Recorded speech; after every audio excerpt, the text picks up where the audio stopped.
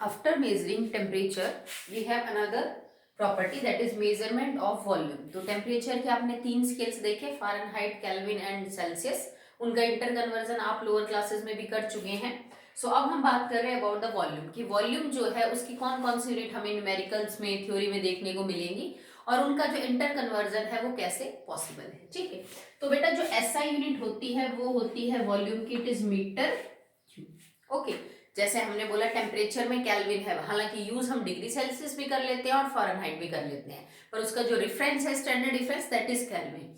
तो वॉल्यूम के अंदर भी जो ऐसा यूनिट होगी that is metre cube. But हम मीटर क्यूब थोड़ी बड़ी यूनिट पड़ जाती है, हम usually day to day life के अंदर छोटी यूनिट्स यूज करते हैं, just like millilitre, just like litre, तो हम इनको यूज करते हैं. तो आपको कन्वर्जन पता होना चाहिए कि कितने मिलीलीटर कितने लीटर के बराबर होते हैं, या फिर कितने मीटर क्यूब कितने लीटर के बराबर होते हैं. ठीक है, तो इनका कन्वर्जन क्या होता है बेटा, 1000 millilitre is equal to 1 litre. Okay, and 1 millilitre is equal to 1 centimetre cube. आपको वॉल्यूम लीटर या मिलीलीटर में भी दी मिल सकती है, हो सकता है सेंटीमीटर क्यूब या मीटर क्यूब में भी आपको जो है वॉल्यूम दी मिले. तो सेंटीमीटर का कन्वर्जन मिलीलीटर में आना चाहिए. 1 centimetre cube is equal to 1 millilitre. जैसे किसी न्यूमेरिकल में दे दे कि सॉल्यूशन की वॉल्यूम इज 250 सेंटीमीटर क्यूब, तो इसका सीधा सा मतलब हो गया it is 250 millilitre, because 1 centimetre cube is equal to 1 millilitre. एक होता है 1 decimetre cube, it is equal to 1 litre. ठीक है, जो डेसीमीटर क्यूब है ये 1 लीटर के बराबर होता है. ठीक है, तो आप देखो, आप लीटर में मिलीलीटर में कन्वर्जन कर सकते हो, आप 1 सेंटीमीटर क्यूब और 1 डेसीमीटर क्यूब के अंदर जो है वो कन्वर्जन कर सकते हो. इसके अलावा अगर आप कोई मीटर क्यूब से आपसे पूछे तो आप मीटर क्यूब भी बता सकते हो, जैसे 1 metre cube is equal to 1000 litre. Okay, so 1 metre cube is equal to 1000 litre. अब देखो, ये जो वॉल्यूम है यूजुअली तो हम लीटर मिलीलीटर में डिस्कस करते हैं. ये जो सेंटीमीटर क्यूब है, डेसीमीटर क्यूब है, मीटर क्यूब है, इसका क्या मतलब है कि आपने एक क्यूब बनाई, जैसे हमने एक क्यूब बनाई, और 1 मीटर क्यूब का मतलब है कि एक ऐसी क्यूब है जिसकी लेंथ, ब्रेड्थ, हाइट सब 1 मीटर है. और उस, मान लीजिए आपके पास कोई लिक्विड है, उस लिक्विड को हमने क्यूब की फॉर्म में रखा और ऐसी क्यूब बनाई उस लिक्विड से जिसकी की लेंथ, ब्रेड्थ और हाइट तीनों 1 मीटर है. तो वो क्यूब जितनी जगह घेरेगा वो उस लिक्विड की क्या हो जाएगी, वॉल्यूम. अगर आप वॉल्यूम की बात करते हो किसी लिक्विड की 1 सेंटीमीटर क्यूब, तो इसका मतलब है कि हमने इस लिक्विड की एक क्यूब बनाई है जिसकी हर लेंथ, ब्रेड्थ, हाइट, क्योंकि क्यूब में तो सेम ही होते हैं, सब जो है वो 1 सेंटीमीटर के हैं, और इसके अंदर जितनी वॉल्यूम ऑक्यूपाइड होगी किसी लिक्विड की उसको हम बोलेंगे 1 सेंटीमीटर क्यूब. ओके, तो जनरली हम litre, millilitre, centimetre cube, metre cube और डेसीमीटर क्यूब ही यूज करते हैं. इन सब का कन्वर्जन आपको आना चाहिए. और जो ऐसा यूनिट है that is metre cube, but numericals में यूजुअली हम लीटर यूज करेंगे. बाय डेफिनेशन, बाय फॉर्मूले उनके अंदर हम लीटर ही यूज करेंगे. पर अगर आपको लीटर के अलावा कोई यूनिट दे रखी है तो फिर आपको इंटर कन्वर्जन जो है वो आना चाहिए, क्योंकि कई न्यूमेरिकल्स के अंदर लीटर की वजह से कांस्टेंट की वैल्यू डिसाइड की जाती है. तो अगर आपने लीटर को मीटर क्यूब में कन्वर्ट कर दिया तो कांस्टेंट्स की वैल्यू भी क्या हो जाएंगी बेटा, चेंज हो जाएंगी. Okay, so next is measurement of mass. आपने 10th के अंदर पढ़ा होगा दैट आई कांट प्रोनाउंस और can't relate mass and weight equally. हम इन दोनों को एक जैसा नहीं बोल सकते कि मास और जो वेट है वो दोनों बराबर हैं. वेट अलग होता है और मास अलग होता है, तो कभी भी मास की जगह वेट वर्ड यूज नहीं करेंगे. तो हम लिखेंगे मेजरमेंट ऑफ मास. ठीक है, अगर आप मास ले रहे हो तो या तो आपको ग्राम में मिलेगा वजन, या आपको केजी में मिलेगा. ओके, और इसमें हम पढ़ ही चुके हैं the SI unit is KG. तो 1 ग्राम और किलोग्राम के अंदर आपको इंटर कन्वर्जन जो है वो आना चाहिए. 1 केजी इज इक्वल टू 1000 ग्राम. ठीक है, 1 केजी इज इक्वल टू 1000 ग्राम. तो इनमें तो दो ही ऑप्शन मिलते हैं आपको, मे भी मिलीग्राम हो सकता है, किसी एक केस में आपको कभी वजन मिलीग्राम में दे दिया तो मिली का मतलब ही होता है 10 की पावर 3. ठीक है, तो 1 KG is equal to 1000 gram. Okay, clear है. बात करें measurement of length, of length, तो लंबाई के लिए जो हमारी एसआई यूनिट है दैट विल बी मीटर. पर क्योंकि केमिस्ट्री के अंदर तो आप बहुत ही छोटे पार्टिकल्स को पढ़ते हो, सब एटॉमिक पार्टिकल्स को पढ़ते हो, just like electron, proton, neutron, wavelength पढ़ रहे हो, किसी एटम के रेडियस के बारे में बात कर रहे हो, तो वो तो बहुत ही छोटे होते हैं, तो उनके मीटर में एक्सप्रेस करेंगे तो वैल्यू बहुत ही कम आएगी। ठीक है, तो हम इनको और छोटी यूनिट्स ले लेते हैं लेंथ की, उनमें एक्सप्रेस करते हैं। कुछ एक तो आपकी पढ़ी हुई भी है, just like nanometre, picometre and angstrom. ठीक है, तो 3 यूनिट और यूज करते हैं हम लेंथ की, जो कि मीटर से काफी छोटी होती है, बिकॉज केमिस्ट्री में सब एटॉमिक पार्टिकल्स को, स्मॉल एटम्स की रेडियस को बताने के लिए हम इन यूनिट्स का सहारा लेंगे, वो थोड़ी बड़ी पड़ जाएगी। इनका रिलेशनशिप क्या है मीटर के साथ, आप लिख सकते हो 1 nanometre is equal to 10⁻⁻⁹ metre, 1 picometre is equal to 10⁻⁻12 metre, 1 angstrom is equal to 10⁻⁻10 metre. Okay, तो ये इन सब के बीच में रिलेशनशिप है। माना कि बहुत छोटी यूनिट है, जैसे 1 nanometre is equal to 10⁻⁹ metre, का मतलब क्या हो जाएगा बेटा कि आप एक को, ठीक है, डिवाइड कर दीजिए किससे, हम 100 करोड़ से जब भाग दे दे भाई 10⁻⁹ का मतलब क्या हो जाएगा कि 1 डिवाइडेड बाय 1 और उसके आगे 9 जीरो, मतलब आप लिख सकते हो 100 करोड़। तो जब आप एक को 100 करोड़ से भाग देंगे तो जो आपके पास रिजल्ट निकल के आएगा वो एक्चुअली में किसके बराबर लेंथ होगी, 1 नैनोमीटर के। ओके, तो ये बहुत ही छोटे हैं, ये तो इससे भी छोटा है, ये इन दोनों के बीच का एंगस्ट्रॉम, तो यही यूज करेंगे हम। मीटर, किलोमीटर ये सब यूज नहीं करते हैं, क्योंकि इतनी बड़ी डिस्टेंस हमें केमिस्ट्री में काउंट करनी नहीं होती। बॉन्ड की लंबाई क्या है, ठीक है, तो बॉन्ड की लंबाई मीटर में तो नहीं होगी, वो तो बहुत छोटे डिस्टेंस होती है, तो यूजुअली हम यही जो यूनिट्स हैं उनको यूज करते हैं। ओके,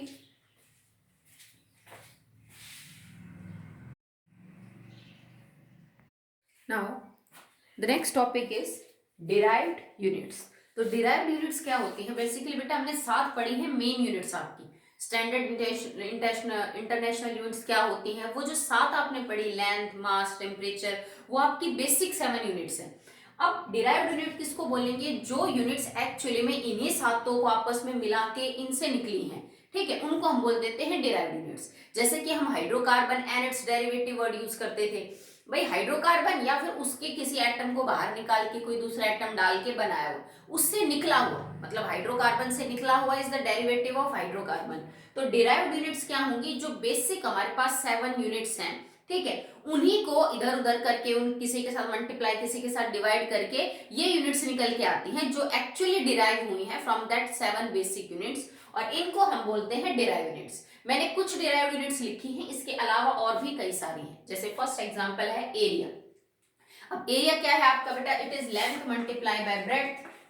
अब लेंथ की ऐसा यूनिट क्या हो जाएगी, मीटर, मल्टीप्लाई बाय ब्रेड्थ की ऐसा यूनिट क्या हो जाएगी, मीटर, भाई दोनों लेंथ ही तो है, तो इसकी यूनिट क्या होगी, इट इज मीटर स्क्वायर। अब देखो एरिया की जो यूनिट है, एक्चुअली में area length multiply by length है, ठीक है, तो मीटर स्क्वायर आ गया इसका आंसर। पर एक्चुअली में ये 2 मेन यूनिट है जिनके आपस में मल्टीप्लाई होने से आपकी ये डिराइव्ड यूनिट बन गई, दैट इज मीटर स्क्वायर। तो इस तरह के हम बात करेंगे। वॉल्यूम क्या होता है, it is density is equal to mass upon volume. तो वॉल्यूम आप क्या लिख सकते हो, देखो वॉल्यूम को मैं ये लिख सकती हूँ, length multiply by breadth multiply by height. मैं भी आपको समझा रही थी 1 मीटर क्यूब है, उसकी लेंथ ब्रेड्थ हाइट सब 1 मीटर है, ठीक है, तो volume is length multiply by breadth multiply by height. तो लेंथ, ब्रेड्थ और हाइट तीनों एक्चुअली में है तो लंबाई, तो आप इसको क्या करोगे, m multiply by m multiply by m, that is m cube. मैंने बता भी दिया वैसे आपको कि वॉल्यूम की जो ऐसा यूनिट है वो क्या है, आपकी मीटर क्यूब है। सो डेंसिटी क्या होती है, तो देखो density is equal to mass upon volume, ठीक है, तो डेंसिटी इज मास बटे में वॉल्यूम। अब मास की ऐसा यूनिट क्या होगी बेटा, इट इज केजी, आपने लिखा केजी। अब वॉल्यूम की ऐसा यूनिट क्या है, दैट इज मीटर क्यूब, ठीक है। अब आप इसको सॉल्व कर दीजिए, it is KG metre cube inverse, ठीक है, तो डेंसिटी की यूनिट हो जाएगी, it is KG metre cube inverse. Now the velocity, velocity क्या होती है बेटा, इट इज डिस्टेंस बटे में time, so velocity is distance बटे टाइम। अब डिस्टेंस अगेन क्या हो जाएगा बेटा, इट इज मीटर, टाइम की यूनिट क्या है सेकंड, तो आप इसको लिख सकते हो मीटर पर सेकंड, ठीक है। एक्सेलरेशन, अब एक्सेलरेशन क्या होता है, the change in velocity divided by the time, तो आप लिख दीजिए चेंज इन वेलोसिटी बटे में टाइम। अब वेलोसिटी की क्या है, ms-1, इसके बटे में और कर दीजिए आप एक s सेकेंड टाइम के लिए, हो जाएगा ms2 नेगेटिव। ठीक है, तो ये आपकी यूनिट हो जाएंगी किसकी, एक्सेलरेशन की। नेक्स्ट आपके पास फोर्स है, तो फोर्स क्या होता है बेटा, force is equal to mass multiply by acceleration. Force is ma होता है ना, ma करते हैं, तो मास की यूनिट क्या हो जाएगी kg, और एक्सेलरेशन की यूनिट अभी आपने लिखी है ms2 नेगेटिव। तो ये आपकी यूनिट किसकी हो जाएंगी, दैट इज फोर्स। प्रेशर की क्या हो जाएगी, force upon area. Pressure is force upon area. तो तुमने फोर्स की यूनिट ये निकाली, मैं इसको आगे लिख रही हूँ। फोर्स की यूनिट ये है kg m सेकेंड -2, और नीचे हमने एरिया कर रखा है, तो एक यूनिट क्या हो जाएंगे, दैट इज मीटर स्क्वायर। तो 1 मीटर से 1 मीटर जो है कैंसिल आउट हो जाएगा, एक से जो आपका है वो कैंसिल हो जाएगा, और आपका आंसर आ जाएगा kg मीटर इनवर्स सेकेंड -2।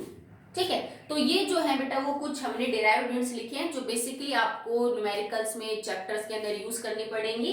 ये हमारी जो 7 बेसिक यूनिट है उन्हीं में से उन्हीं को इधर उधर करके क्या हुई हैं, डिराइव हुई हैं। इसके अलावा और भी मिल जाएंगे आपको, जस्ट लाइक पोटेंशियल डिफरेंस है, इसके अलावा वर्क है, ठीक है, और भी कई सारी है, प्रेशर है, और भी कई सारी, प्रेशर को तो हम डील कर चुके हैं, और भी यूनिट्स हैं जो डिराइव हैं और जिनको आप चैप्टर के अंदर यूज करोगे। तो इनके अलावा जो बच गई हैं उनको आप अपनी कॉपी में सॉल्व कर लेना, अगर कोई डाउट हो तो आप मेरे से पूछ लेना।